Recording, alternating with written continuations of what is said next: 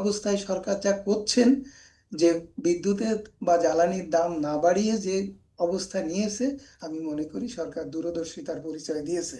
দাম বাড়ালেও উদ্বৃত্ত টাকা সরকারের কাছে নিত, কিন্তু সরকার ডলার পেত না, এবং সরকার এগুলোকে আমদানি করতে পারতো না, আবার এই সংকট নিরসন হতো না।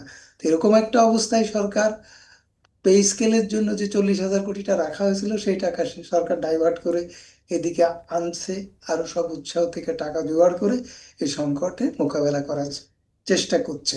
এটা একটা বলতে পারেন প্যারাসিটামল টাইপের অবস্থা, কোনো রকম ভাবে ঠেকিয়ে রাখা।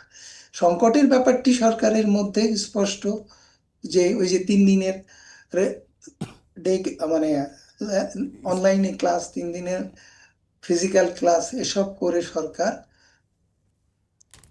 মানে চাহিদা নিয়ন্ত্রণ করার চেষ্টা করছে এবং মোকাবেলা করার চেষ্টা করছে। কিন্তু সবচেয়ে মানে উদ্বেগের বিষয় হচ্ছে সরকারের নির্দেশ, আদেশ, সিদ্ধান্ত প্রতিপালনের সক্ষমতা সরকারের সংশ্লিষ্ট প্রতিষ্ঠানগুলো নেই।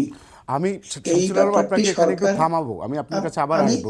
এইটুকু এইটুকু একটা সেন্টেন্স আপনি নিয়ে নেন, যে এই যে সক্ষমতা নেই, প্রতিপালন করতে পারছে না, এই বিষয়টি সরকারে আমলে নিতে পারছে না। এইটা হচ্ছে সবচেয়ে উদ্বেগের বিষয়। সিদ্ধান্ত একটা হবে, আবার বদলাবে, আবার হবে, চলতে থাকবে।